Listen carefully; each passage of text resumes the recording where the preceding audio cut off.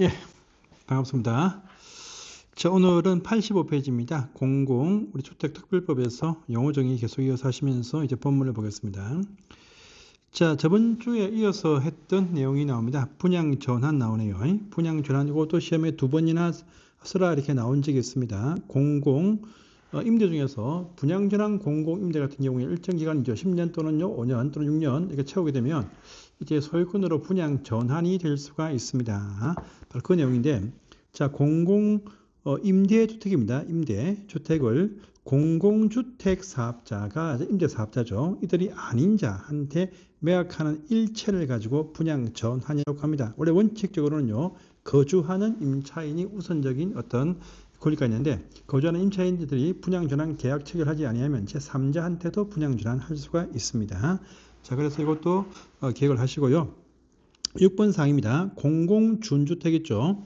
자, 우리 준주택 가운데서 일정한 조건을 갖춘 것들은 말입니다. 이것을 임대사업, 공공임대사업으로 활용을 할 수가 있습니다. 그래서 보시면, 자, 그 대상 주택이 밑에 쭉 나오죠. 있는데, 일단은 거기 네 번째 줄 보시면, 공공준주택 같은 경우에 이 한선 평수에 대해서 좀 제한받습니다. 그래서 이 최저 주거 기준에서 정하고 있는 1인 가구 최소 주거 면적은 만족할 것이다 라고 되어 있죠. 그래서 지금 현재 보시면 14제곱미터 이상의 최소 면적을 갖춰야 됩니다. 갖춰야 되고요. 또 준주택 보시면은요, 그 종류가 참 많아요. 그죠? 많지만은 네 가지가 다 포함됩니다. 그래서 보시면 일단은 2번 보시면 오피스텔을 공공임대로 활용할 때 이것이 민간 임대에서는 주거 전용이 120제곱미터 이하였죠. 그런데 공공준주택으로 활용할 때는 말입니다. 85제곱미터 이하면 된다. 85 이하일 것이고 역시 안에 입식 부엌 등을 갖추고 있는 독립주거 형태이어야 됩니다. 자, 뿐 아니고 위에 1번 보시면은요.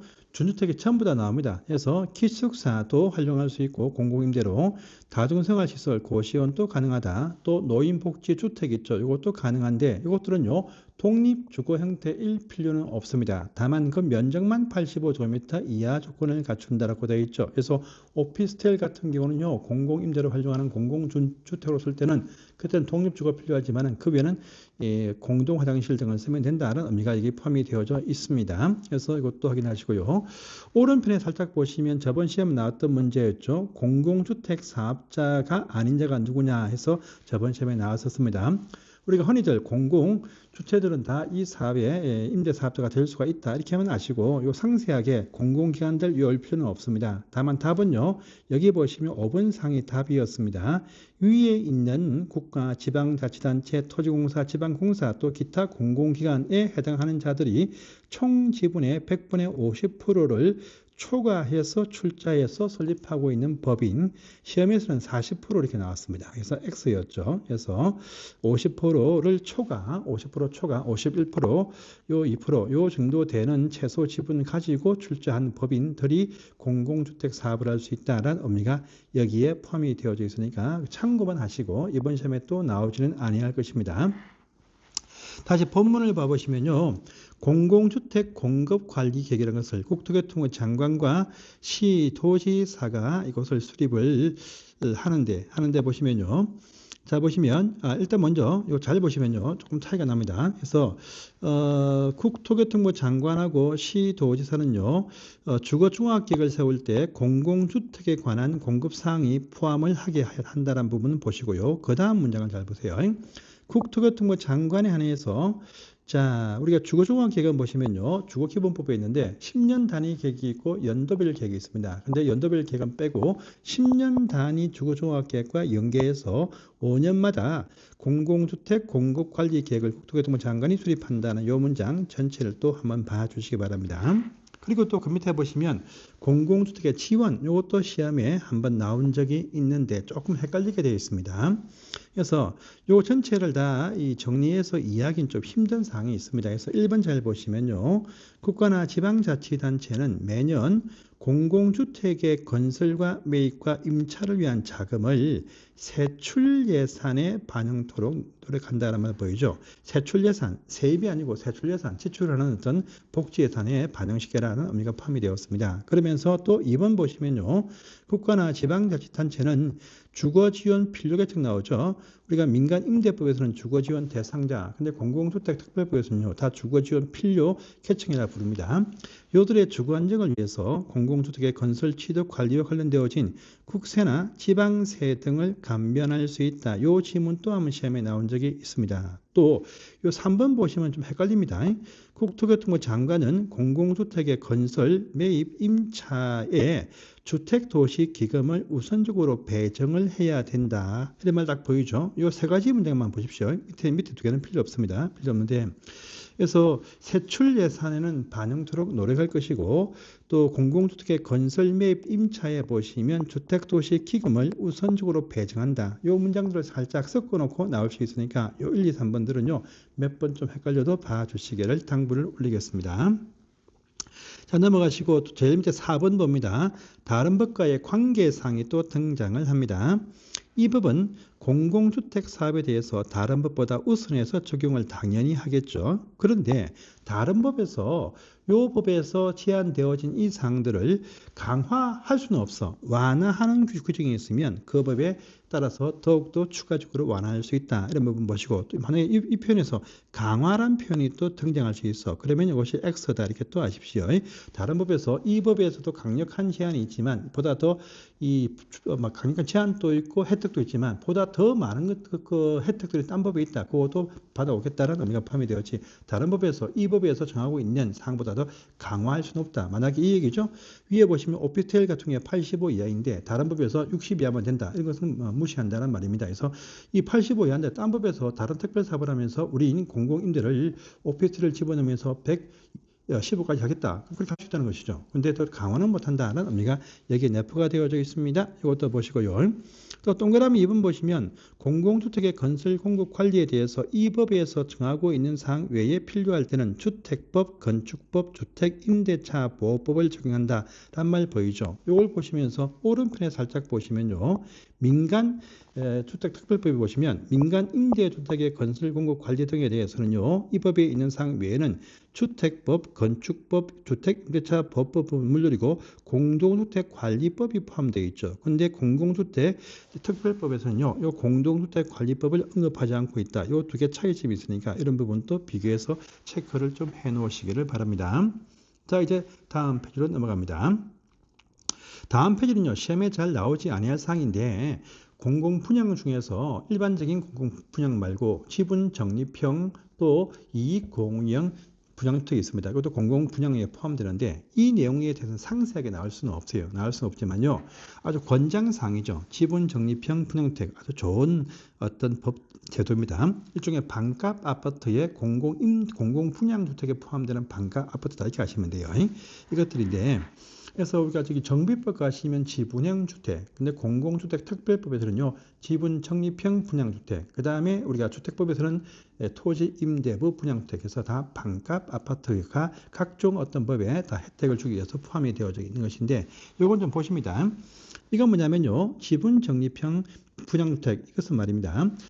분양주택 공공분양 이것도 보시면 위치가 좋은 곳에 있으면요 한 집당 24평짜리가 한 6억 7억 8억쯤 합니다. 일시에 다 납부할 수 없어. 이럴 때 반만 내고 반은 공공주택 사업자가 지분 2분의 1 갖고 분양받은 신분이 지분 2분의 1 갖고 일단 나누어 가진 다음에 일정 기간 동안에 그 공공주택 사업자 지분 몫을 계속적으로 적립한다. 사온다는 의미죠. 그래서 사와가지고 한 10년, 20년, 30년 이렇게 살다 보면 그걸 다 완납해서 다 취득하면 일체 소유가 된다. 라는 의미가 포함이 되어 있습니다. 그래서 그 의미인데요. 자, 일단 공공분양에 포함되는 사항인데 요 지문 잘 보세요. 자, 지분을 적립하는 공동소유권, 공공주택 사업자와 분양받은 사람이 공동으로 소유하는 기간이 보시면 20년 또는 30년이죠. 이건 20년 내지가 아닙니다. 그래서 20년 아니면 30년 둘 중에 하나 선택이다란 말입니다. 이걸 이제 이 선택을 해가지고 일단 일정 기간 동안에 20년, 30년 동안 공공주택을 이제 공유합니다. 공유하면서 공공주택 사업자 몫의 2분의 1 지분을 조금씩 사오는데 그 지분 적립하는 요 기간들은요 밑에 보면 3번에 있죠. 3번에 있습니다. 10% 이상 20% 이하죠. 이건 내지죠. 내지. 그래서 만약에 20년 공유기간 선택했다. 그러면요, 10%의 지분 적립을 선택하면 2년마다 한 번씩 10회 분할해서 사와라 이 말이고요. 25%를 선택하면 4분의 1씩이니까 만약 5년마다 이 4번에 걸쳐서 이제 20년 동안 이제 지분을 적립해서 다 일체형으로 받아온다라는 의미가 여기 포함이 되어져 있죠. 그래서 공유 기간은 20에서 20년 또는 30년이고, 이건요, 이 선택을 할 수 있어요, 선택. 또, 요 20년, 30년 두 개 중에서 이제 선택하고 난 다음에 지분을 적립하는 요, 파샬은요, 이제 10%에서 25% 사이에서 이 선택해서 이제 결정할 수 있다. 이것만 딱 체크를 해 두시길 바랍니다. 그러면서 요 지분 적립형 분양택의 전매 행위 제한이 또 발생합니다. 우리가 저기 토지 임대부 분양도 10년이지만 이것도 최소 20년, 30년 둘 중에 하나이기 때문에 이것도 10년 동안의 전매가 제한된다. 이런 부분 체크하시고요. 또 동그라미 밑에 5번 보시면 실제 지분 적립형 분양주택에 입주하신 분들은요, 실제 본인 식구들이 5년 동안 입주 가능일부터 최소한 거주를 한 다음에 어떤 이유 때문에 딴 데 또 거주를 옮겨서 요 지분을 소유하고 있다 할지라도 5년 동안 살고 나서 딴 데 이사 가세요 라는 의미가 여기 포함이 되어져 있다. 이렇게만 요 제가 체크한 부분만 체크하시고 딴 거는 보실 필요가 없습니다. 넘어가시고요. 7번 보시면 이익 공유형 분양주택이 있죠. 자, 이것은 말입니다. 일단은 싸게 집을 만약에 10억짜리 주변 시세가 10억인데 요 같은 경우는요 한 6억 요 정도에서 집을 일단 공급 분양을 합니다. 요 집에 거주하신 분들은요 일정 기간 동안에는 일단은 거주를 또 해야 돼요. 그래서 5년 동안은 거주를 꼭 해야 됩니다. 그래서 그 다음 페이지 보시면 나와 있습니다. 5년 동안은 본인들이 거주를 해야 돼요. 거주하고 난 다음에 이 집을 팔 때는요 공공주택 사업자한테만 되팔아야 됩니다. 되팔고 그 대신 주변 시세와 비교해서 그 차익분이 있죠. 차익분에 대해서는요 이익을 공유한다 해서 반씩 나누어서 이제 당신이 6억에 입주했고 주변 시세가 10억이다. 근데 5년 살았다. 팔 때는요, 4억이라는 그 차익분이 있죠. 2억씩 나누어서 공공사업자 2억, 그 다음에 파신 분이 또 2억 가져가서 7억에 이제 어떤 수익을 가지고 이제 나갈 수 있다라는 의미가 이게 포함이 되어 있죠. 그런 식의 의미다 보시고요. 이 공영은 거주 의무기간 5년이고 5년 끝나고 팔 때는 일반 매각이 안 되고 이 공공주택 사업자한테만 되팔아야 되는데 되팔 때 매입을 해줄 때 보시면 요 금액 산정을 주변 시세와 감안해서 일정 비율로 매입을 해줍니다. 해주고 그 차익분에 대해서는 다시 반씩 나누어서 갖는다. 라는 의미가 여기 포함이 되었다. 이렇게 하면 아시고 넘어가시면 되겠습니다. 그래서 이렇게 하면 딱 정리하시고 넘어가시고요.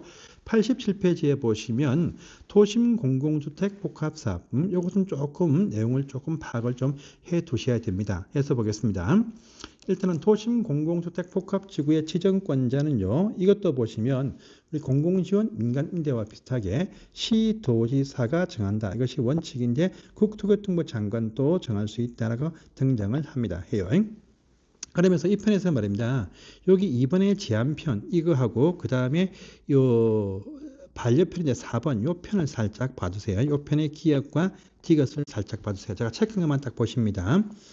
자, 공공주택 사업자들에 한해서 지정권자한테 도심 공공주택 복합사업구역을 제한을 할 수가 있다라고 합니다. 자, 뿐 아니고 지정 제한해서 지정이 되었지만 어떠할 때는 또 해제할 것을 또 제한을 할 수 있다. 이렇게 딱 보시면서 어떤 경우에 해제 제한 요청할 수 있느냐라고 하니까 이건 니은편입니다.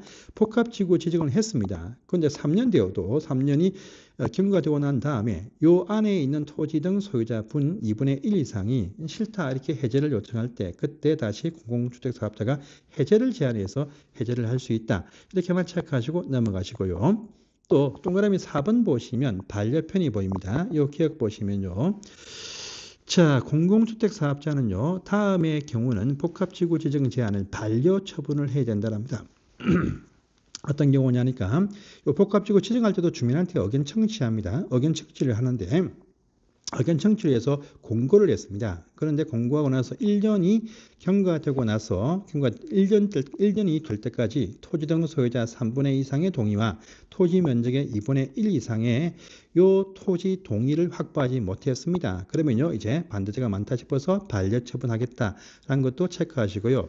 또 요 디귿 보시면요 이 주민들은 청취를 위한 공고일로부터 6개월이 경과되고 난 다음에 2분의 1 초과하는 토지 등 소유자분들이 또 요청할 때 이럴 때 보시면 또 반려처분해서 다시 없던 걸로 원상 회복하겠다라는 요 부분입니다. 그래서 제가 체크한 줄을 꺼놓은 부분이 있죠. 요 부분만 체크하시고 시험에 나올 확률은 좀 작지만 그래도 보신다라면 이런 부분들을 체크를 해 놓으시면 되겠습니다. 좀 어렵지만요. 몇 번, 두 번, 세 번 보시면 이 내용이 무엇인가 아십니다. 처음 저와 지금 처음 접하시면 첫 말이 무슨 말이냐라고 전혀 못하고 일반적인 수업 시간에는요. 이런 부분들 설명을 거의 하지 않고 통과하는 파트다. 이렇게 아시면 되겠습니다. 그래서 넘어가겠습니다. 다음 페이지입니다. 자, 시험에 철길 잘 나오는 파트가 있네요. 공공주택 지구입니다. 일명 보금자리 지구 제3기 신도시가다 이게 포함이 되는데 이 사항은 시험에 요 앞전 시험도 나왔었고 계속 시험에 나오고 있으니까 이 사항을 중요하니까 이번 다음 시간에 보도록 하겠습니다.